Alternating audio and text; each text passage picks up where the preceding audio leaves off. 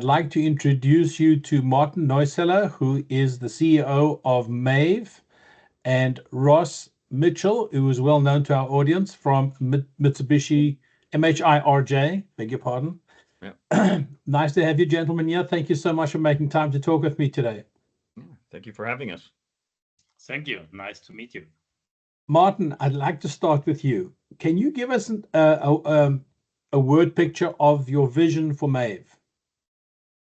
So the vision of Maeve is coming also from the sustainability aspect, which was the last years very important. But the vision of Maeve is to combine sustainability with a market fit. So our objective is really, and then the vision to realize an aircraft program, an aircraft product, which is a game changer and step change in energy reduction, which is for us very important for sustainability. And on the other hand, meeting the requirements of the market tomorrow. So we are convinced that only if there is a market fit, we can also impact, let me say, the whole discussion on sustainability. The interesting thing about the program for me has been that here we have what looks like an 80-seater, right? Yes. This is the first hybrid electric program that speaks to that size, which is where the market is in terms of regional flying. Exactly. So this is the result of, let me say, the technical feasibility we see with the new engine we have to go to the limits of this regional market, which is for sure in the US, mainly the scope close area. In the other areas of not in the US, outside, it's the below 100 seats threshold. So our aircraft is sized for the different requirements for scope close and goes up to the limit below 900 seats with a maximum configuration of 96 seats to the European and Pacific Asia market on this topic. The technology we are using is secured and proven in the feasibility to support such aircraft in this size. The Pratt & Whitney engine that you're going to be using, can you give us some information about that engine, that program? How's it going? Where are they in terms of your entry into service planning? Yeah, so our entering in service planning for 2032 and the TRL level and the milestones of our program is synchronized with the technology maturity of the Pratt engine. The Pratt engine is an engine with a new thermal process. This is the key enabler for this engine with a significant better, let me say, efficiency in altitude. This is the talent of this aircraft, the talent of this engine. And this engine is since several years from the technology bricks behind in development and is synchronized the schedule with our aircraft schedule. Another interesting thing that I noticed about your approach is by having the hybrid electric as one solution in one engine power plant, you avoid doing what, for example, Heart Aerospace has to do, which is has two electrics and two turboprops. So you've simplified and in some ways perhaps have a lighter solution. Yes, aircraft is always living in the end about simplification, which is driving weight and cost. This is aviation. We lost this a little bit in the last years by being focused too much on different techno bricks. Maeve is focusing on the best concept on aircraft level. And what we are doing with the Pratt engine is we have a thermal new engine, which the hybridization is an additional added value. So we are not dogmatically make a hybrid engine and searching for a hybrid solution. We like to apply the new engine in the best way, and this is the combination with a hybrid, the thermal process with an electric on a certain part of the mission. This is why it's only one engine. Yes, it's simplified and it's optimized for the purpose to have less as possible fuel consumption and cost for the customer. And Martin, does it appear at this stage that you guys will be the launch customer for the engine? This will be hopefully the case because we are the first who are using this engine. And I think the why we and Pratt & Whitney coming together is because we understand that this engine requires a new clean sheet design. If this engine has a new thermal and electric integration into the airframe, and only if you respect this, you can execute, you can take benefit of the real benefit of this engine. So the combination of the new engine technology with different integration, thermal integration, electric integration, gets to the good result we see on aircraft level. Fantastic. Ross, now I want to switch to you a little. Sure. Could you walk us through the role of MHIRJ in this project? Yeah, certainly. So what MHIRJ is doing with respect to Maeve is we're providing engineering support. So as you know, Addison, we have an engineering services division, and it sells our engineering services to third parties. And it's the engineers that have worked on programs like CRJ, Q, and C series in the past. And so they've done a lot of design work and certification work. And so now we're going to use that engineering services arm to help Maeve design the airplane and make their way towards certification. We also are providing some advisory services to them, which is really talking to them about the market, how to approach customers, how to work with suppliers. So our advisory team is working with Maeve as well to ensure that the experience we have in the regional markets, both in North America and beyond, are properly incorporated into the early stages of the design. That's a huge de-risking opportunity for Maeve. Yeah, absolutely. I mean, there's decades of experience within our team dealing across different areas of the business. And one of those things is if you don't quite understand the regional market, the regional market is not the same as the mainline market. And sometimes people fail to recognize that. It's really important when you're designing the airplane in the early stages that you take that into account. And we're able to provide engineering advice, engineering services, as well as advice just generally on the regional market and how to make the aircraft program successful. Okay, so gentlemen, let's dial forward. It's now 2032. The airplane is gorgeous. It looks fantastic. It meets all the specs and it exceeds, let's say, even exceeds the expectations of all concerned. How do you sell a turboprop looking airplane in the US regional market?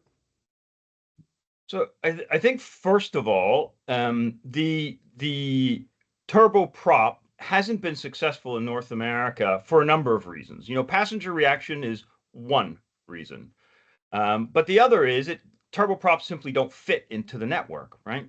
Regional jets today can fly at a speed which allows you to sub in a regional jet for a mainline airplane without any difference to the schedule. If you put an ATR-72 in the same position, it cannot do that. So it has network issues. The Maeve M80 is meant to fly at 400 knots. So all of a sudden you have an airplane that's capable of matching the network. The other thing is the aircraft is capable of flying at higher altitudes. Many of the complaints from customers about turboprops aren't the technology itself. It's really about the fact that the airplane bumps around at lower altitudes and therefore doesn't give them the same flight experience. This airplane is being designed from the very beginning to fly at higher altitudes, which takes away that particular passenger concern. So network efficiency and an airplane that has a profile that more closely resembles a regional jet is how you overcome the reluctance that has been there in the past. It's just not the same airplane. You can't compare it to an ATR-72, which is technology from some time ago. This is brand new technology to solve a issue that exists today. Ross, I can't resist poking at you a little. Yeah, I'm going to Sure. remind you of when you were talking to me about the Dash 8, the Q400. Yeah. And you used to point out to me that the Q400 had these incredibly powerful engines. Yep. Could fly at network speeds or close to network speeds, Yeah. but because it didn't need to climb as high, like a regional jet, almost like a V, right? Very little time in cruise. Yeah. The Dash 8 or a fast turboprop doesn't have to climb that high, so therefore it actually saves time. It is able to arrive very close to a regional jet's block time for a given route. Sure. I'm just going to put my fingernails on the blackboard and drag it a little bit there to remind you once had that view. Well, people's opinions change over time, Addison. But the You should go the to reality politics. the reality is, well, that may be true on short routes, and that can work on short routes. It won't work on longer routes, and you are still flying at lower altitudes, which does create some passenger experience issues. So if you can design an airplane that flies faster than that and gets to cruising altitudes that are higher, you have the potential to save fuel, provide a better passenger experience, and meet the network demands, which is really what you're trying to do here. Okay. Maybe this is the better. I'm the better one to answer this because I'm not impacted by the Q400. So I couldn't resist Ross having mentioned fun the with right things, Ross. but you know on top on this, the Q400 still has the missing gap towards the regional jet performance, and I think this is clearly from the beginning we put in the design of the Maeve M80 to say we have the right speed and we have the right climb rate and all the performance, which was in the Q a missing gap, which was limiting the Q performance for very short ranges, as Ross has mentioned, and we provide the performance which is up to 600, 800 nautical miles, the same performance like a jet today. Yeah, that was my next question, Martin. It was going to be, what do you anticipate the range for this airplane? Because if you look certainly in the US, the regional flying is kind of varied. The E175 goes up to 800 miles. Generally, though, the market by far is under 500. That's the sweet spot is under 500 miles. And you never know how this industry is going to react, because there seems to be this, well, Ross would be able to give us the detail on the insight, but the pilots and the airlines and the regional business is a cesspool in some ways. It's always something going on there, and it's a moving target. Yeah, so you need to provide a certain flexibility on this, and balancing on the other hand also a little bit the impact of the regional jets, which are from the range capability significant ahead what you really use, for example, in scope close area. So our aircraft is optimized between 600 and 1,200 nautical miles, which gives the flexibility even when the market is changing, and for the operators for longer routes also. For example, for the scope class 3 class configuration, our aircraft has the capability for 1,200 nautical miles. So this gives you an indication that our aircraft is just not a very short or very unflexible part of equipment.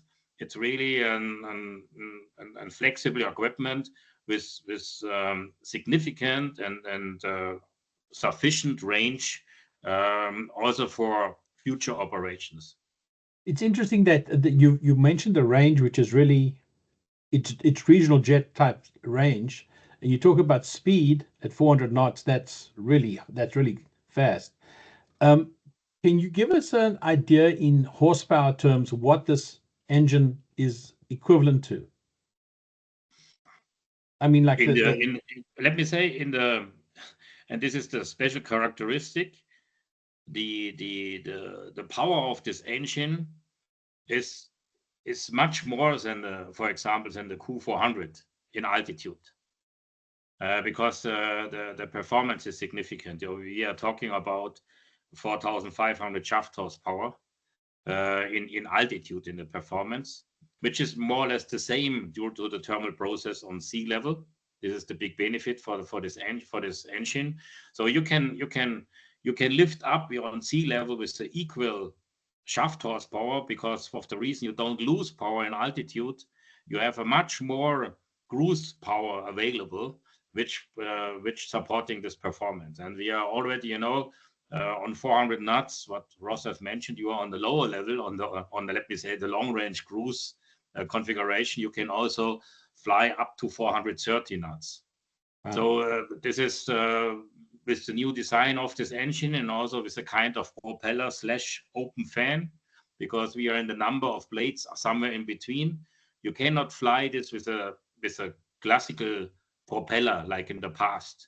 You need to have a new propulsor design to raise this speed in this configuration. So it sounds like this airplane will have no problem, like let's say an ATR has, climbing over the Alps or over the Rockies. You'll have the power. No, there's also a benefit. We have no limitations on the one engine ceiling to pass the normal typical jet routes. Can you tell us a bit about the wing? Is there anything special about the wing? Yeah, the wing is the second key element, because it's all the equipment we're looking today has something between 20 and 40-year-old design.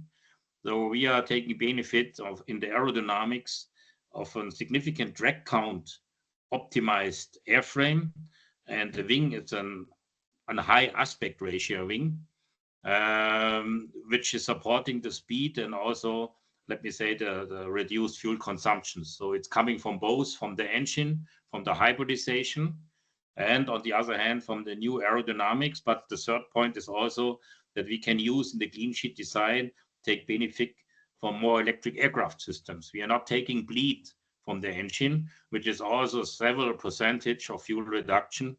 We're taking benefit for the existing battery we have on board, also replacing APU and non-bleed systems. Can you give us an idea of your target fuel consumption saving compared to, let's say, a current regional jet or a current turboprop? It's over 40%. It's already approved by the engine deck we have and by the performance calculations in place with the aerodynamic and design weights we have. So it's nothing coming from us. It's coming together with the engine manufacturer. So we are somewhere between 40-45% fuel reduction through the latest existing jets, which are only two, which is more or less the Embraer 175 and the CRJ a little bit less, because the CRJ is slightly better than the Embraers.